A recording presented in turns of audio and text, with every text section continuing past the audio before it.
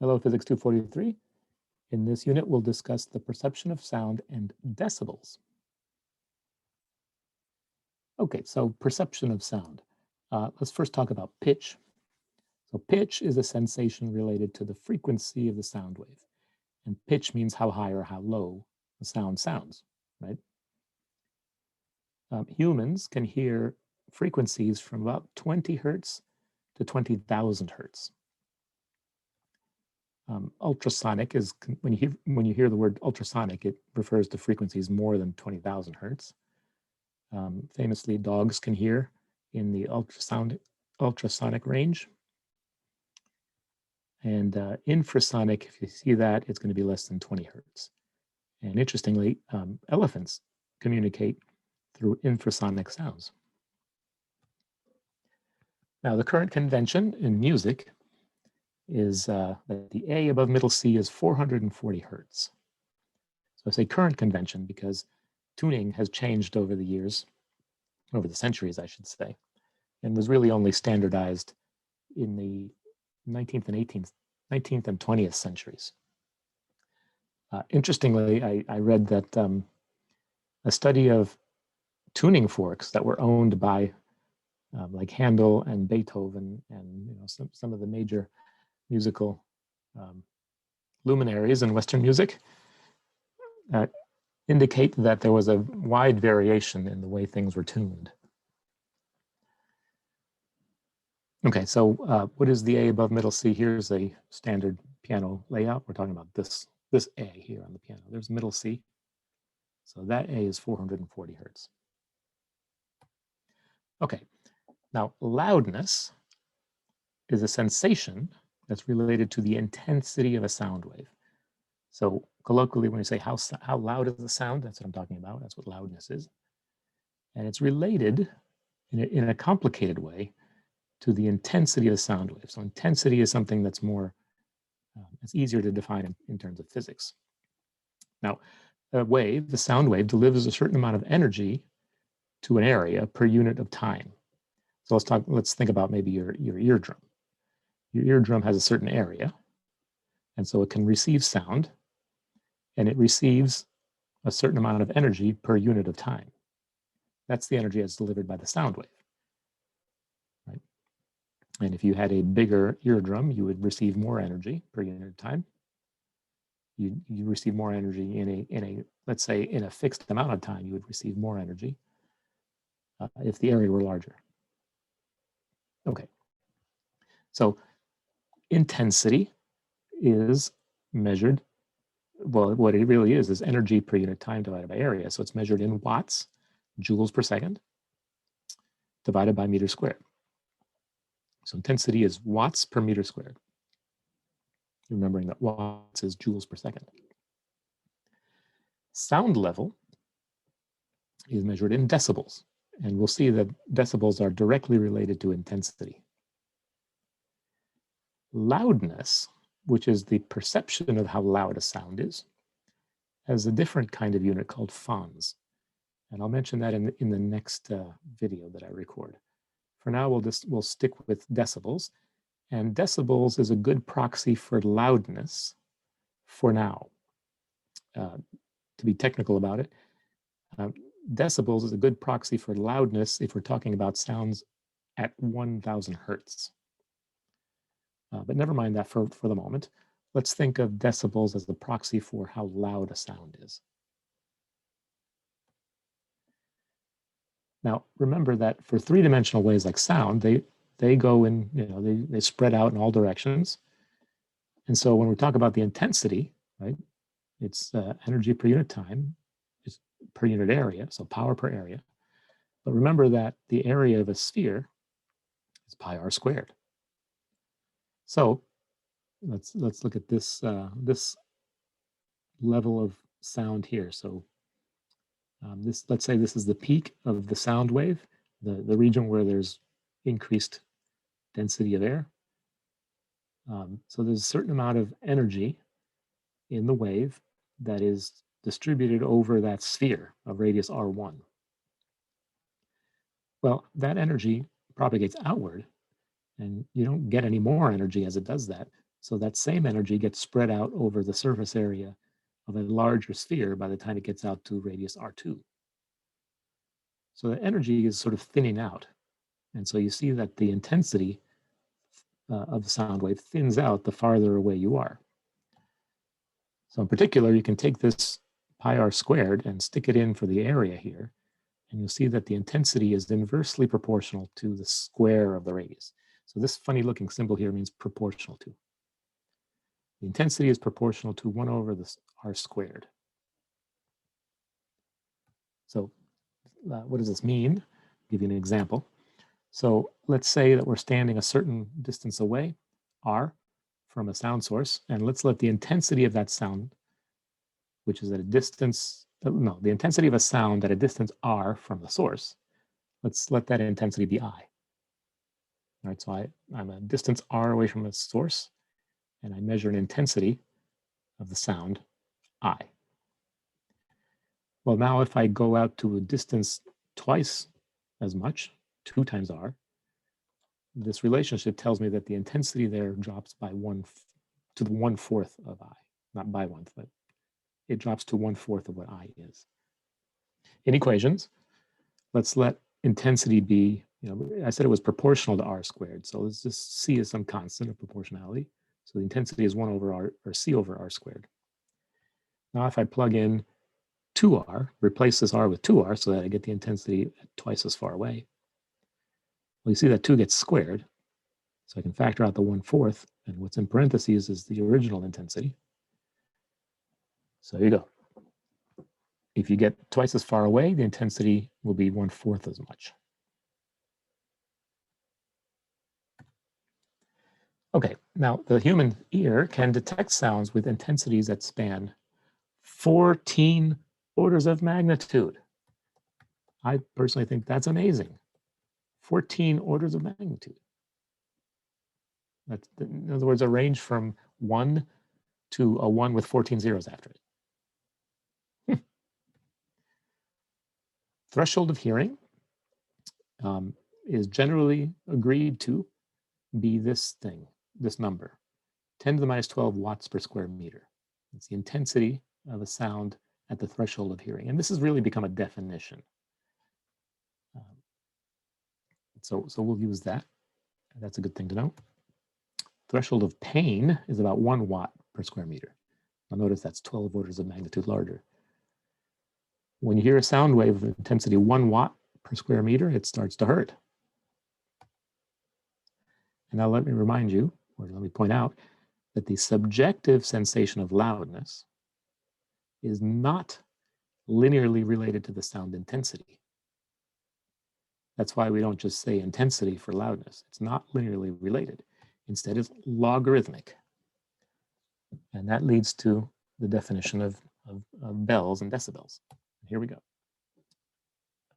Actually, no, before we do that, we're going to do a little review of logarithms.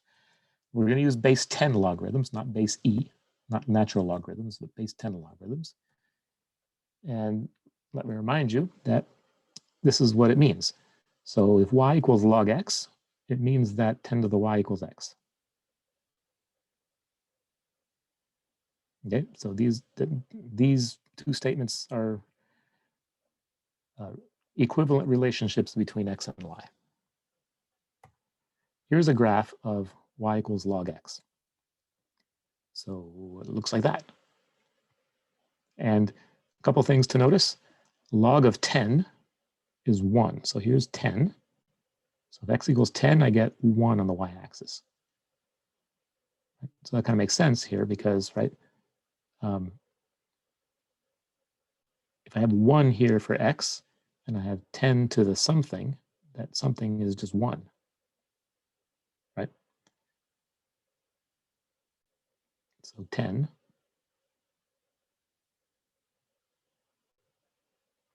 Yeah, so yeah, log, I should point to this. Log 10 is 1.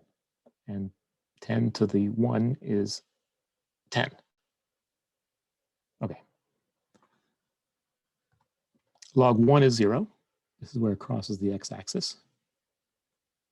And log of 0 is not really defined, but you see that as you approach 0, the log of x goes to negative infinity. Okay, so these are good to know. If you understand this, this is pretty clear. And have this this picture in your mind. It's a useful thing to have. All right, some properties of the logarithm. The log of a to the n is n log a. So what log does is basically is the inverse of exponentiation. You take the log of something, you pull down the exponent, you see. A special case of this is when n equals -1, because a to the -1 is 1 over a. Right? So if you pull out the -1, there it is, you get negative log of a. So log of 1 over a is negative log a. A special case of this property here. Very important property of logarithms is that the log of a product is the sum of the logs. Log AB is log A plus log B. And putting these together, you'll see that the log of a fraction is log of the numerator minus log of the denominator. Okay, I assume that you learned some of this in high school or whatever. You've been exposed to the logarithm. Okay, so a little manipulation to show that these two things are the same. Let's start with the one on the right, 10 to the y equals x. And we'll take the log of both sides. And so we'll see that with this property, the log just pulls down the exponent. And so apply this property here, pull down the y, we're left with log 10. Y log 10 equals log x. And remember that log 10 is 1. So we get y equals log x. So you see that this is the same as this. Same relationship between x and y.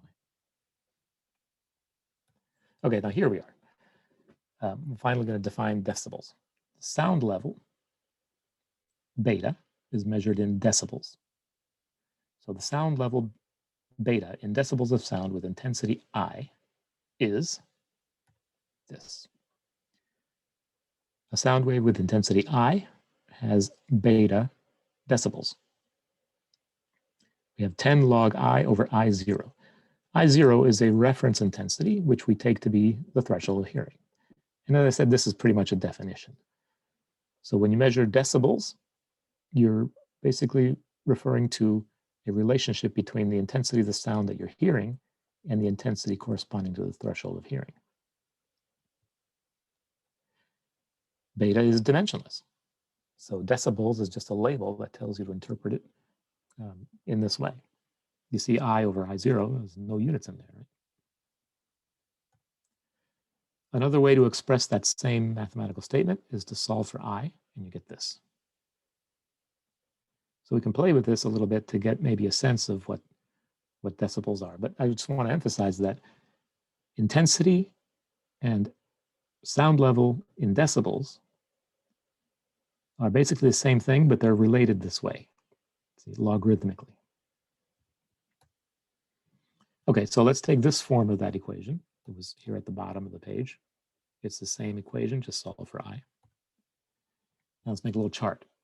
So sound level in decibels, beta, let's say 0 decibels. I'll plug in 0 for beta up here. I will get 10 to the 0 times the reference I0, right? 10 to the 0 is 1. Anything to the 0th power is 1. So we get that the intensity of the sound corresponding to 0 decibels is just the threshold of hearing. How about 1 decibel? We'll plug in the 1 up there, and we get I0 times 10 to the 1 over 10, 1/10. And putting 10 to the 0.1 into a calculator, we get this factor here. So a sound level of 1 decibel is 1.25893 times the threshold of hearing. So about 1 1/4 times the threshold of hearing. 2 decibels, do the same exercise here, and we'll get 10 to the 0.2, the 2/10, right? Is just 1.584, whatever, times the threshold of hearing. So about a little bit more than 1.5 times the threshold of hearing. You see, it's not linearly related, right, because of the logarithm. And finally, at 10 decibels, well, we get 10 to the 10 over 10. 10 over 10 is 1. So the intensity of a sound with 10 decibels is just 10 times the threshold of hearing intensity. Yeah. Here's a table in the book that tells you the intensity of various sounds. Here are the sound levels in decibels, and here are the corresponding intensities in watts per square meter. So this is just logarithmically related. At the bottom of the chart, we had 10, on the previous slide, we had 10 decibels. That's about the rustle of leaves. Whisper is 30. Noisy restaurant is about 70. And I don't know, but in my experience, restaurants have gotten louder over the decades. I'm old enough to be able to say that the sound has gotten louder over decades. Or maybe it is that I'm getting older and more sensitive. I'm not sure. But okay, so then it gets louder. We have a siren at 30 meters at 100 decibels. And then I like that loud rock concert is the same, 120 decibels, as threshold of pain. And so clearly, if you're 30 meters away from a jet plane, that's going to be painful because you're at 140 decibels. So here are the 14 orders of magnitude, right? From 100 down to 10 to the minus 12. 14 orders of magnitude in watts per square meter. Now, the average human can distinguish a difference of about 1 or 2 decibels. And remember that we're using decibels for the moment as a proxy for loudness. So what this means is that a human can distinguish a loudness difference of about 1 or 2 decibels. Again, with a caveat that we're talking specifically about sounds at 1,000 hertz for that proxy. But never mind. Decibels is more or less like loudness until I clarify that later. Here's an interesting fact. At the threshold of hearing, so a sound at an intensity corresponding to the threshold of hearing, and this reference frequency, 1,000 hertz, it turns out that the displacement of the air molecules in that sound wave is 10 to the minus 11 meters. The molecules move back and forth 10 to the minus 11 meters. That to me is astounding. Astounding that the human ear can actually detect these tiny, tiny displacements. I mean, how big is an atom? Like 10 times as much as this, right? 10 to the minus 10 is about the size of an atom. This is 10 times less than that. That's just, to me, amazing, just shockingly amazing. Okay, let's do a couple more calculations to give you a sense for what decibels are and how they relate to sound intensity. Given a sound intensity I and a sound level beta, so this relationship, suppose that we take the intensity and increase it by a factor of 10. If the intensity is increased by a factor of 10, what does that do to the number of decibels? Well, the new number of decibels, beta sub nu, is 10 log, and then I stuck the 10 in here. I replaced the I with 10 times as much. So now we manipulate this. Well, here we have a product, 10 times I over I0. So I can write it this way, expand it this way, using the property of the logarithm. Log 10 plus log of I over I0. Well, log of 10 is 1. So just replace that and then distribute the 10 in there. We have 10 plus 10 log I over I0. Now 10 log I over I0 was the original sound level beta. So put that in. The new beta, after increasing the intensity by a factor of 10, increases the number of decibels by 10. So if the intensity of the sound wave is increased by a factor of 10, the sound level increases by 10 decibels. Okay, that's what follows from this equation. But it's not one-to-one, as you'll see. Now let's do 100. Suppose we increase the sound by a factor of 100. Do the same calculation. So here's the 100. Separate it out like this using the property of the logarithm. What's the log of 100? 2. Right? 10 squared is 100, right? So the log of 100 is 2. Now distribute that 10. Recognize once again beta over here. And we see that if the intensity is increased by a factor of 100, the sound level increases by 20 decibels.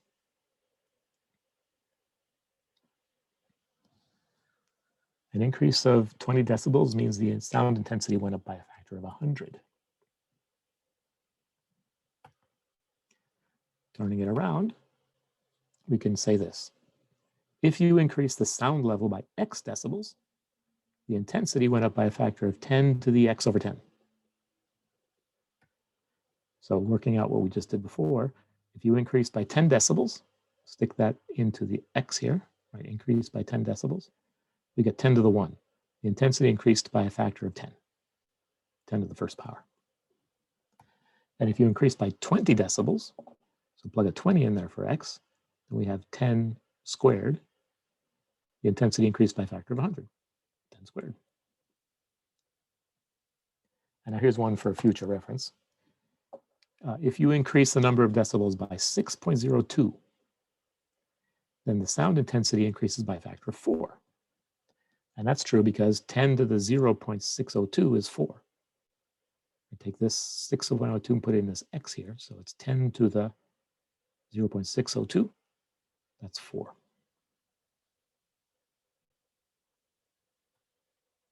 So now, after discussing this, let me ask you this.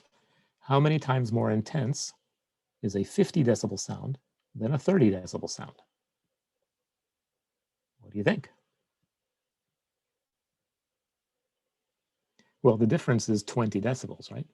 30 plus 20 decibels is 50 decibels. So the answer is that it's 100 times more intense.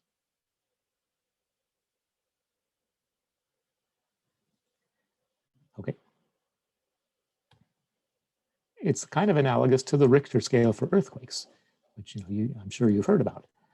So if you increase the Richter magnitude of an earthquake by 1, let's say you go from a magnitude 5 earthquake to a magnitude 6 earthquake, it means that the earthquake is 10 times stronger in some well-defined sense, which I won't go into. But the earthquake is 10 times stronger if you go up by a step of 1 on the Richter scale. Well, an increase of the sound level of 1 bell means that the sound intensity is 10 times stronger, 10 times larger. So just, right, Richter goes up by 1, you get 10 times stronger. Sound goes up by 1 bell, intensity gets 10 times stronger. But we use decibels, and that goes back to something I said earlier, that humans can tell the difference between sounds that differ by about a decibel. So that's why we use decibels, because humans can detect differences of 1 decibel. So an increase in the sound level of 10 decibels is that the sound intensity is 10 times larger. That's the same statement as I have up here, because 10 decibels is one bell, right? Deci is a tenth, 10 decibels is a bell. An increase in the sound level of 1 decibel means that the sound intensity is a factor of 1.2589 stronger.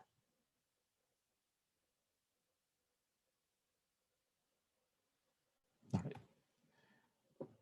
Here's an example of a problem that you might see. So let's say you have one trumpet player playing at 75 decibels. And now, what if you have 4 of them? What is the new sound level? And so the trick here is that the intensities add together. So let's say B1, beta 1 for one trumpet player has this intensity, I, and that corresponds to 75 decibels. Well, for 4 of them, you have 4 times as much intensity, right? That's what happens when you add together sounds, you're adding the intensities. So the sound level for 4, I have to put in 4 times as much intensity here. And now we do the same manipulation as we did before. Separate it out like this. And we have the log of 4. Put that in there. And remember that the log of 4 from a couple slides ago is 6.02. So by getting 4 trumpet players, the sound level went up by 6.02 decibels. And so the answer is 81 decibels. We went from 75 decibels for 1 player to 81 decibels with 4 players. So if you just think about decibels, maybe it's a little counterintuitive because we're not used to thinking on a logarithmic scale. But what happens intuitively is that the intensities add together. And then you have to do this logarithm calculation in order to figure out how the decibels changed. Okay, so that's it for this one. Next up, we'll talk about the perception of loudness. But please take some time to get a little more used to the idea of decibels and the manipulation of logarithms before going on. Okay, see you in the next one.